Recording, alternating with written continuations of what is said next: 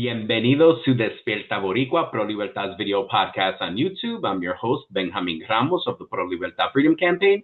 And from about once a month, I'll be bringing you an update with news, culture, and politics from La Isla de Puerto Rico and throughout the Puerto Rican diaspora. On today's segment, I'll be speaking with Marina Ortiz of the East Harlem Preservation about an amazing project they're embarking on to name a street after and paint a mural to former Puerto Rican political prisoner Dylcia Pagan, who passed away last June.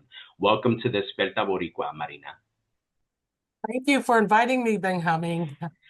I'm so glad you're here because this is such a wonderful project. I mean, to have these beautiful works of art as well as just a street naming for our sister Dylcia Pagan, which a lot of us who worked on that campaign to free her know who she is, but these generations of young people, these TikTok YouTubers, don't know who Dilcia is. So why don't you tell us tell us who Dylcia Pagan is. Sure, I'm sorry. I just gotta shut my little girl up.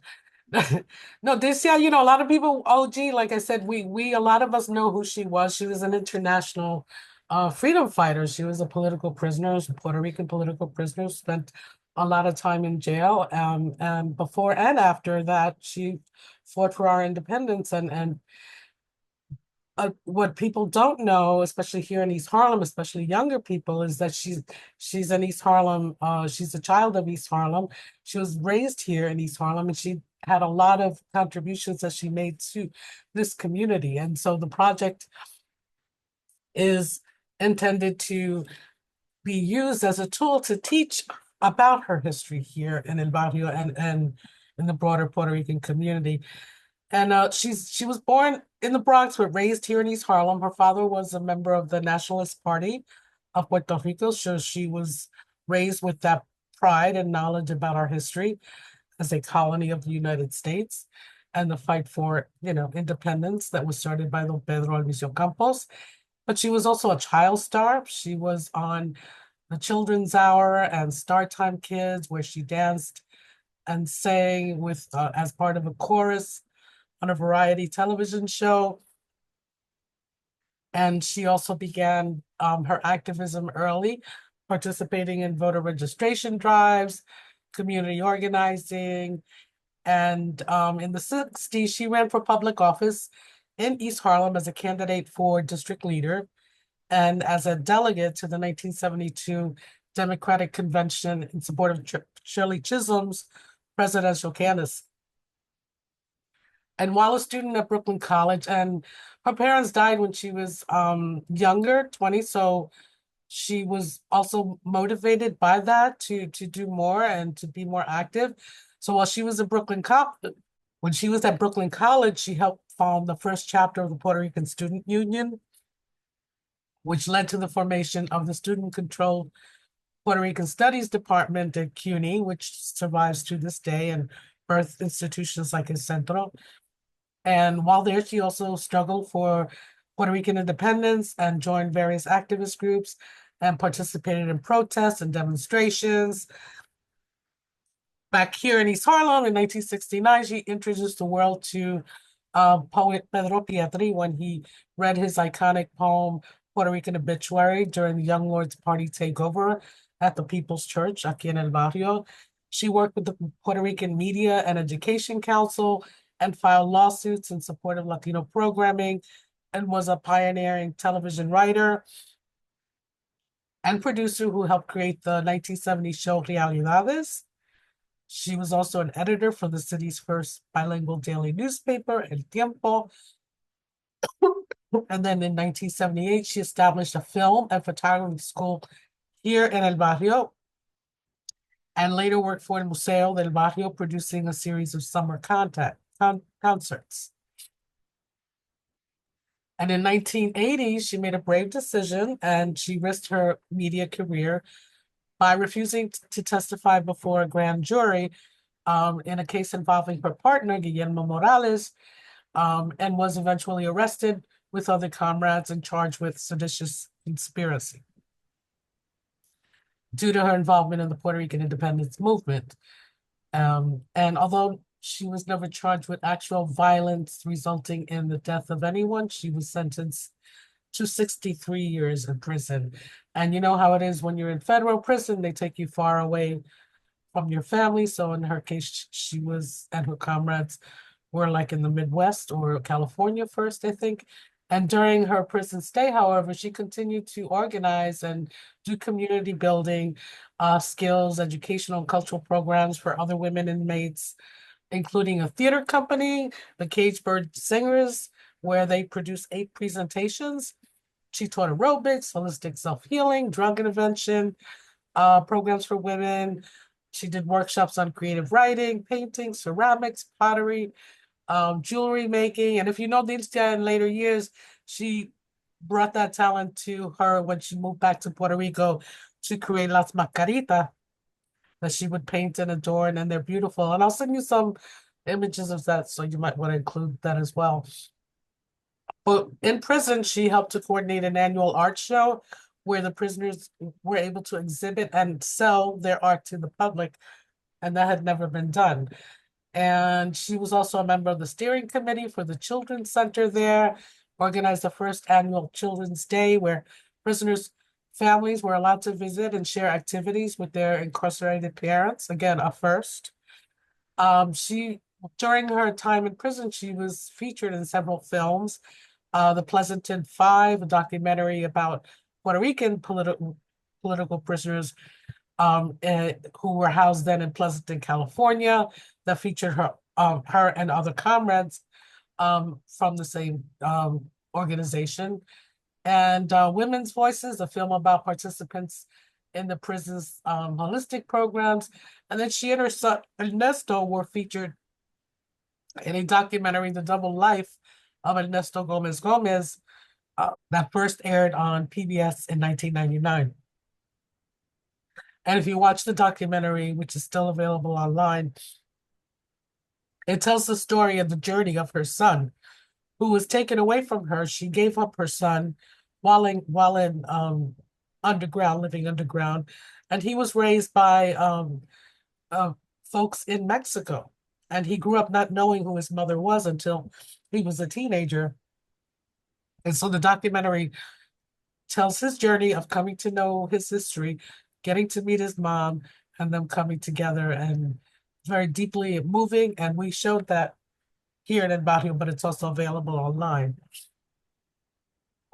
And while she was behind bars, she also was a symbol of resilience and resistance, and all of the comrades, drawing support from fellow activists and supporters around the world.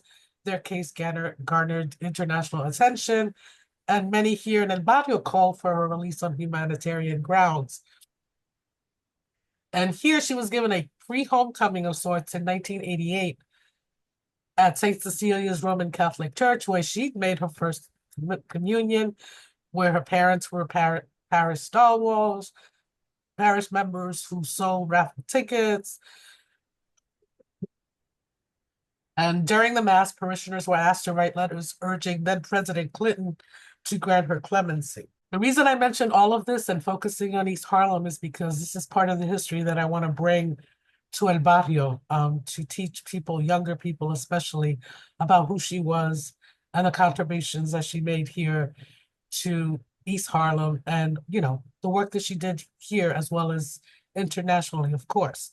So whilst her campaign and that of other comrades, it was an international campaign that included appeals from former President Jimmy Carter, South African Archbishop Desmond Tutu, Archbishop John O'Connor, and she was eventually granted clemency by Clinton in 1999. And upon her release, she moved to Loíza, Puerto Rico, where she spent the remainder of her life as a national hero.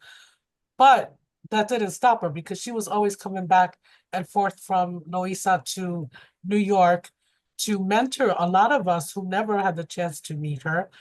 I'm not that much younger than she was, but many of us, we grew up in the shadows, not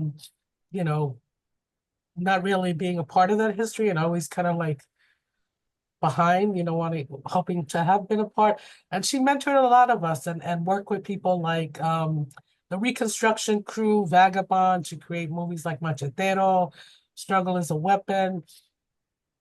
And here in New York, her archives are located at CUNY Hunter College and also in the University of Puerto Rico. And her there we will hopefully see Two Leaf Press publishing Guided by Love, a tribute to Dilcia Pagan, which has writings for people like myself and many, many others who knew Dilcia, who loved Dilcia, who learned from Dilcia. And as you know, may know, she passed away on June 30th at age 77. And she just left in a profound void in the hearts of many of us who knew her. I mean, I don't know her or didn't know her as closely as so many more people, but I was really honored to have known her. And she was just someone, if you went to Puerto Rico, oh, come by and hang out, let's go eat this and talk about history and this and that. If a lot of, all the gossip, all the good stuff, all the history, she liked to, party and hang out. And with younger people, just hang out with us and teach us, a thing or two, right? And when she was in El Barrio, it was always the same. And so I really was moved by her. And I was then invited to help be a part of a team putting together a memorial at the People's Church last year. And I was like so honored to do that. I did a video presentation about her life, with photos and just it's online on YouTube. I'll send you the link if you like. And the ceremony was just so moving with people, a lot of the young lords came, folks, her comrades, gave testimony, Betty Perez, Mickey Melendez, Joanna Fernandez, who has written about the young lords. Just jump in, Marina, because there's so much about Dilsia, and I love how you're focused on East Harlem, because when we look at our resistance history in New York City and we look at the 60s, 70s, and part of the 80s, so much of East Harlem having been, the Puerto Rican center and hub of the city is always covered by the young lords and folks like that. That type of history is so much more known, it's more discussed, it's talked about. So you bringing kind of you folks in the East Harlem Preservation, bringing Dilcia back to us and showing that the activism in El Barrio wasn't just the young lords and folks connected to them, but there were a lot of other individuals that ran around not only doing independence work, but also social justice work. I mean, Dilcia was involved in, Dilcia believed in multiple fronts of struggle. So if you're a revolutionary, great, go and do it. But if you are going to vote, then vote for this person. So I'm so glad you guys are bringing this together. And I just want to talk a little bit about, like, what does that campaign look like? What's going on? How is it starting? And, always as activists, how can we help? So how is this forming up, within East Harlem Preservation? Well, when before Dilcia passed away, and whenever she was here, and the last few times I spoke with her, one thing she'd always mention is that we have all these murals of men that we honor from our community. We have Oscar Lopez Rivera, which I helped to restore in 107th.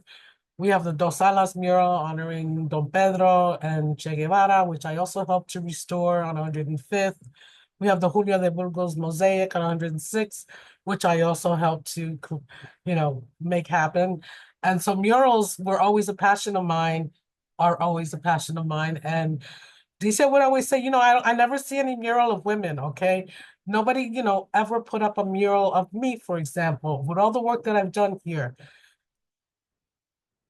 And I said to her, look, we're going to make that happen. I wasn't able to make that happen while she was still here, but I had made that promise to her that I would do that. And she would point out, I grew up in 110th and Madison and this and that. And then when it came to, so I thought about after the memorial, I said, what are we going to do? We have stuff online on YouTube. We have the programming, we have the event, we have the the presentation that I made honoring her, that's still available online, but all of that is online. And younger people, they may find it, they may not, they may be interested, they may not. But here in El Barrio, one of the things that we do is home preservation, in addition to restoration of murals, specifically political murals and murals honoring Puerto Rican cultural icons. We do tours for students, right? And so when they come, we have a lot of streets renamed for our people. You know, Debbie Quiñones is a community organizer here who has made it her mission to have every block along Lexington Avenue named after a Puerto Rican icon. So right now she's working on getting Piritamas Street renamed. She helped to get the Young Lord's Way, Hiram Maristani, a whole bunch of women también. And so, you know, I said, we need to have a street for Dilcia. And I started doing research. Where did she live? Oh my God. Back in the 70s, we all lived everywhere, right? But the closest that I could get besides where she grew up was 107th and Lexington. She lived in two of the brownstones there that were part of the Boricua, and on Lexington between 106 and 107, and then across the way between 107th and 108th. And so she lived in at least three of those buildings there. So I said, well, 107th and Lexington would be perfect for Dilcia Pagan Place. And if you go to the northwest corner of 107th and Lexington, there is a complex, affordable housing complex called Lexington Gardens. And it has a really wide side, you know, plaza-like space on the sidewalk. And you know how we do it in El Barrio, when somebody passes or when it's their birthday or whatever it is that we want to honor and celebrate, we go to those landmarks and we put down our flowers and we pick up the mic and we make our speeches and we honor our ancestors. And I said, this would be an ideal place for Dilcia, to honor Dilcia Pagan, where we could come and, you know, honor her during anniversaries or whatever, and do cultural and you know, demonstrations, whatever it is that we need to do to teach people about who we are and the work that we've done and continue to do. So that was my that's the first step. So to do that here in New York City, you have to go through the community board. And so you have to collect signatures and also letters of support. You have to get 100 signatures and 10 letters of support. I got 150 signatures and 20 letters of support. And most of them were from that corner, from that very building. The petition signatures, the majority of them are from tenants from that building. And the letters of support are from all of the surrounding. We had the barbershop, the botanica, the restaurant, you know, and then organizations, you know, like the Yel Boricua down the block. So we have hardcore letters of support and over 150 signatures. And so I presented to the community board. It goes before the Public Safety and Transportation Committee. So the process is that you go and you present, which is what I did last week, and then they take time to review and make sure everything's in order.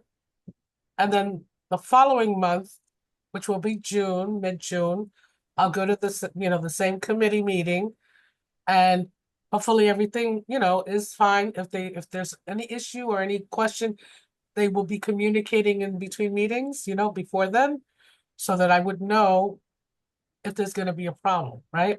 I don't expect that there will be a problem because a lot of the community board members also supported and signed the petition.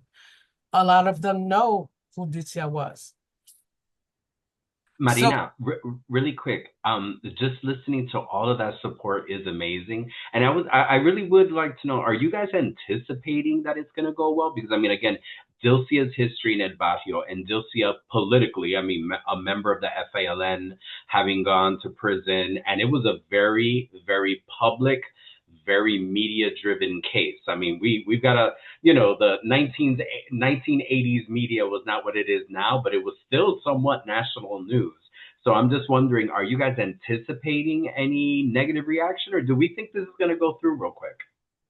Well, I'm not going to sugarcoat it, and I'm not going to sugarcoat her history either. I'm doing bite-sized, student, like as if I would be talking to students that I'm giving a lecture or a tour to.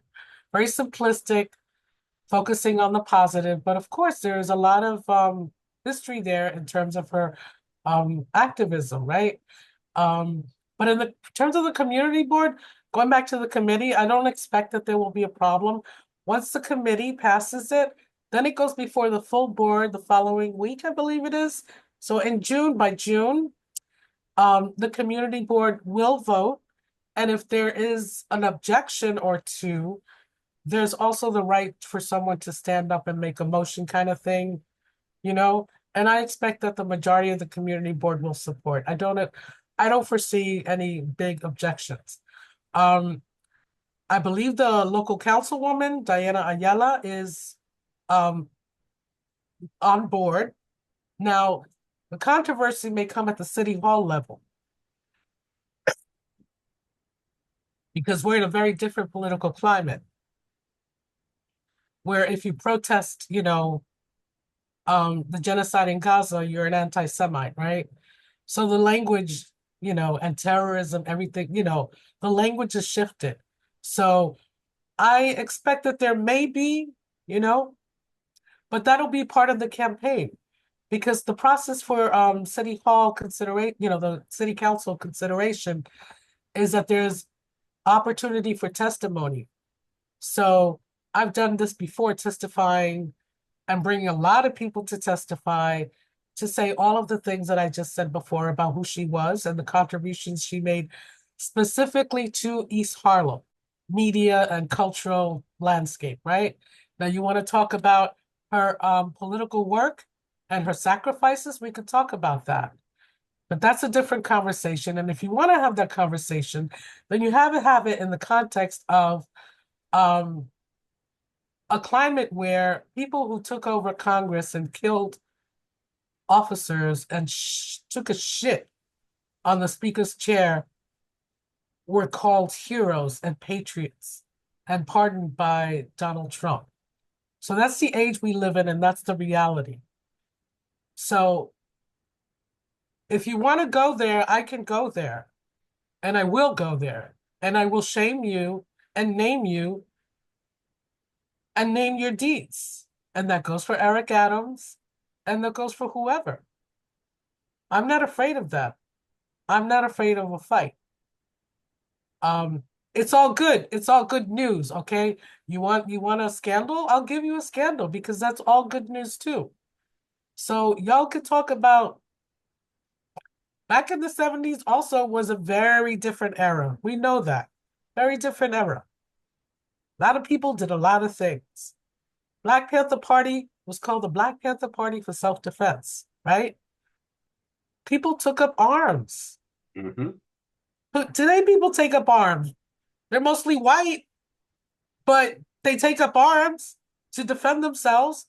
And I think, at the United Nations every year, they talk about how we as Puerto Ricans have every right to our self-determination, our independence, and to take up arms. It's part of our international right as a colonized people. And Dilcia was exercising her international right. That was one of the reasons why her and all her co-defendants in the FALN went to jail, because they refused to be judged by the American judicial system. They called for an international tribunal. They tried to place Puerto Rico in that political context of a colony, a colonized people, and an armed struggle. And it was the U.S. government that decided to say, no, you're what you are. We're gonna, YouTube, you can't use the T word, but you are where you are, and you're going to jail. So I love it because I hear Dilcia coming out in you. That's Oh yes, Dilcia. honey. Oh yeah. Yeah, Dilcia was all about invite the fight. Invite the fight. Absolutely. Oh yeah. And so I'm focusing on the positive, but y'all want to go there, I'll go there. We are a colony, you know, of the United States. We do not have, full rights or whatever. Not that we want to be a part of, we want independence. And back in the day, and now as a colony, you have a right. People have a right to fight against their oppressors. And like you said, in the UN, these are political prisoners. Absolutely. The people who swarmed the White House were not political prisoners, okay? They were rioters, you know, fighting for what? We don't even know, you know? Well, we know what they wanted, but and they're getting it, right? So y'all want to talk about, I think that this might be a good way to have that conversation, to have It's that. an it's another way of creating struggle and Dilcia being part of that struggle because it Absolutely. needs to be discussed. And there's plenty of those people in that city council that a few years back were calling for the release as well. And some of those people call for the release of Oscar Lopez Rivera, a long time after Dilcia was released. So it's another it's amazing. Actually, Marina, I didn't even know that a street naming even went to the city council in that level. I thought it was something that was very community. I mean, we're taking this to the city government. That's incredible. I Well, mean, it goes to the community because that's important. You want to acknowledge, and you want the community to be a part of that process, right? You want them to be informed. You don't just want the city hall to say, okay, the street is this now. No, it doesn't work like that. And when the street gets named, or rather co-named as they put it, we're going to bring her family, her son. We're going to bring her son. We're going to bring her comrades. We're going to bring her panas and comais and compais. And we're going to have that celebration as we unveil that street name, you know? And I'm really um, looking forward to it. And I'm looking forward to any obstacles that come along, in between now and then. But then after well, that, it's the mural. beautiful. I mean, who are you folks considering for painting the mural? Because again, it's a street naming and a mural. And correct me if I'm wrong, but a lot of this is happening around 107, 110. So kind of like within the vicinity of the Oscar Lopez Rivera mural, right? Yeah, Oscar Lopez Rivera's mural is on 107th between Lexington and 3rd. The street renaming will be on Madison. So I've been scoping out buildings and I have one in mind. I don't want to it's not guaranteed yet, but I have a spot in mind that would be ideal, both wet sun wise, which way the sun goes, so it doesn't get faded. But the main thing is funding. Now, the Oscar Lopez Rivera restoration that I helped um, do with Zen Medina and Dylcia Marita and other artists. That was very bare basics. And the restoration of the Dos Salas mural, bare basics. Like, you go to the hardware store and you buy paint and slap it up, right? It was created by the reconstruction crew, the Dos Salas mural, and there were 10 of them that created, talking about Puerto Rican history and our leaders in El Barrio, and the Dos Salas mural is the only one that's left standing. Yep. It was vandalized 7 times in the last 5 years by these gusanos who discovered it after 25 years, and they started defacing Che Guevara's face. And every time we would come right back and restore it. And we had demonstrations, we had marches, and we told them where to go. And they eventually, backed down. And now many of them probably ain't liking the way immigration is working for them now. So let's see what's going, maybe they learn that we were right all along, right?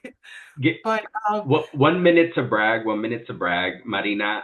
Reconstruction and those of us young people from the Puerto Rico Collective. In fact, I helped paint yes, that mural.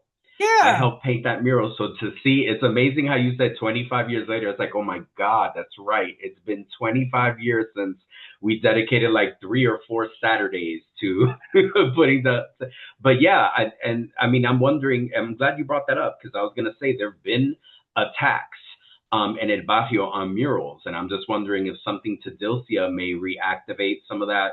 There's our community can be very conservative. And I'm just wondering if that's anything that hinders or comes up with you guys with creating this mural is the fact that some people may want to deface it. Some people may want to destroy it. Absolutely. Well, I have a spot in mind that is overlooking a community garden. And community gardens are fenced but visible, right? So that's minor protection there. But I'm just confident that, you know, honestly, the political murals do not get defaced. They don't. They just don't. They don't get tagged. They don't get nothing. The ones that defaced the Dos Alas mural were specifically anti-communist Cubans from Miami who came up for some UN thing and just thought it would be cool to do that and post it on Instagram, whatever. And then after that, a few of them came back. It's 7 times though in 5 years, 3 years. And we came back and we fixed it. All of us, a lot of us just came together immediately and fixed it. We didn't let it, stay like that for very long. So the mural of Dilcia, 110 in Madison, hopefully overlooking a community garden with a fence. Now, in terms of artists, I don't have names because I have to raise money. And I'm not into like grants and shit like that, but I broke down and I wrote a grant. So I'm hoping that there will be some funding so that I can pay an artist to do a proper tribute to Dilcia. Because I want it to be something beautiful. I want it something that will be made by a woman, about a woman, preferably a Puerto Rican artist. I have an artist in mind, but I really can't say because I don't want to put people on the spot. But my dream is to have a woman honoring a woman, una Boricua honoring a Boricua, or more than one Boricua's honoring a Boricua. So it depends on money. I have to find out if I'm going to get that grant and then talk to artists and see what is the cost for something like this, to do it proper, to do it lasting, because the whole, protecting it afterwards is very important. So depending on how much money comes in through the grant, if it does come in at all, and talking to an artist to get a budget, that may involve more fundraising, GoFundMe. I'm also hoping to do between the street renaming and the mural work. I want to continue to do the conversation, like at Taller Boricua, for example. We could do a live art event, right? Where we invite people to come and share. Like I'll have images of these, some of them I shared with you. And I will have folks come together, youth and adults, y viejitos y doñas, and come up with ideas of their own, right? Say, what do you think? What would you like to see there in that space? What did Dilcia remind you of? I'd like to see her máscaras. I'd like to see her perrito, Tetoa, her dog. I'd like to see her house in Loíza. I'd like to see her, growing throughout the years, becoming the woman that, that we all know and love. We don't know. But ultimately, it's something that will, bring back to the artist or artists, if it's more than one, and then, work with them to come up with a concept. And I want to, give that artist the opportunity to do that, and then, so we'll do a live art thing at the Yale. I would also love to do an exhibition of just photos of Dilcia. So many people took photos, beautiful, beautiful photos, combined with her own work, right? I would love to do an exhibition there at Taller Boricua. And then the mural making itself, the way we've always done it in about here, we bring in the community to participate, like you said. When we did the restoration of Dos Salas, we had folks walking up and down the street, here, grab a brush and help us, And the kids like, who is that? And then we talk to them about who it is, right? And then we'll have, open mics and poetry and music going on while we're, making the mural. So it's about bringing community together, building community while you're creating the culture. It becomes a cultural center, So the mural will also be a cultural center where we will reconvene to honor Dilcia and other leaders of the independence movement on traditional, memorable dates, as well the Oh, street naming. So I want to like continue the walking tours and be able to say I did that, or I helped do that, and that's part of the legacy that I want to leave here in El Barrio. That's part of the work that I do with East Harlem Preservation. and you know what, Marina, we deeply, deeply appreciate this. I mean, again, restoring our history, reclaiming our history, and keeping the name of our revolutionaries and our activists and our incredible mentors alive. I mean, Dilcia touched so many lives. I spent almost all of my adult youth working on the campaign to free her and her co-defendants, and to see her out and happy.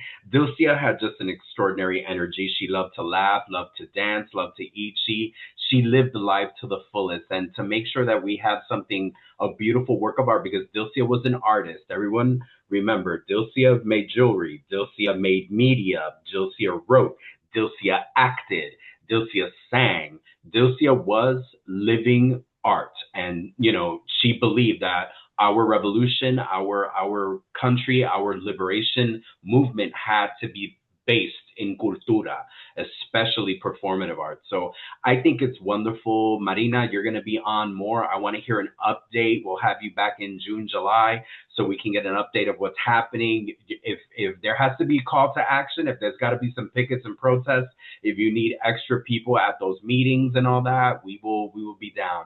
So Marina, just to give us, where can we get a little bit of information? Where can we go for anyone who's listened to all this and says, okay, I want to read more about what's going on?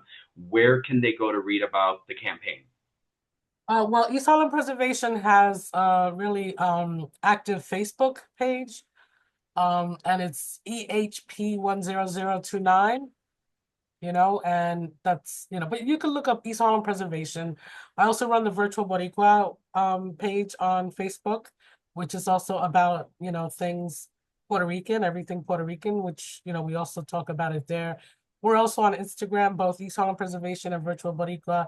We're on Instagram. We have a YouTube channel. East Harlem Preservation has a YouTube channel. Virtual Boricua has a YouTube channel. So you'll find some of the programming that I mentioned on there as well. We're on Threads. We don't do Twitter. And we're also out in your face in the community, all the time. So you can find us all the time anywhere. And And if you want more information, is that, need a number or email or? whatever you want to give. Yeah, just drop us a line at info@ehp.nyc, info@ehp.nyc. And yeah, there's more information online about the whole campaign, and we will continue to keep you informed. As soon as we get word about, from the community board, we'll let you know. And if we need you down there, we'll also let you know. And we will let you know, those of you listening right now, when we need to mobilize. Hopefully it'll be smooth sailing, but I think a lot of us in the activist world, we there's that old adage, hope for the best but plan for the worst. And we're doing that. We're keeping our eye out. We'll be supporting Marina. We'll be supporting the incredible folks from East Harlem Preservation. Familia, this has been your May edition of Despierta Boricua. Thank you so much to Marina for speaking with us today. Thank you to our listening audience. We're going to do the YouTube commercial. If you like this segment, please share it, like it, share it, click the notification bell. You'll get, join, subscribe to the channel. You click the notification bell. We will be posting on a monthly basis. I want to end today's podcast with a quote from Dylcia Pagan. We must continue forward, never losing our spirit to be free. We will be free. Que viva Puerto Rico libre. Y socialista.